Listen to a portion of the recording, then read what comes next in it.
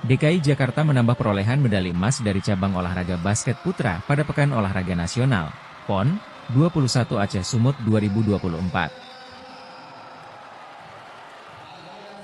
Mereka berhasil meraih juara satu usai mengalahkan tim dari Jawa Timur dengan selisih skor akhir 62-57. Jawa Timur harus menerima kekalahannya dan menduduki peringkat kedua. Sepanjang pertandingan kedua tim bermain sangat agresif dan semangat. Mereka saling mempertahankan ring masing-masing. Sementara tim dari DKI terus membobol pertahanan Jawa Timur hingga akhir pertandingan babak 4, yang dimenangkan oleh tim Jakarta. Sementara juara ketiga diraih oleh tim dari Jawa Barat.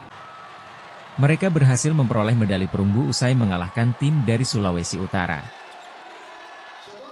Salah satu atlet basket asal DKI Jakarta, Pangestu mengatakan timnya telah melakukan persiapan matang untuk bertanding di PON kali ini dengan menargetkan perolehan emas. Ia juga memuji perhelatan olahraga dan sarana-prasarana pada PON 2024. Sebelumnya di kejuaraan nasional sangat bagus dan kita main pun sangat nyaman.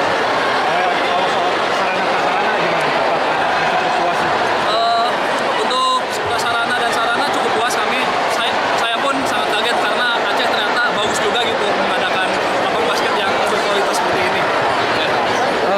Pangestu, kamu melihat kunci suksesnya Jakarta bisa meraih medali emas lagi gimana? Pertama itu dari chemistry pastinya ya, kerja keras. Memang dari kita itu semuanya pengen, targetnya memang back to back ya, pengen emas lagi. Memang awal-awal kita sempat kalah sama Bali, itu memang membuat kita sangat termotivasi lagi justru. Dan akhirnya alhamdulillah kita diberikan rezeki lagi buat juara satu.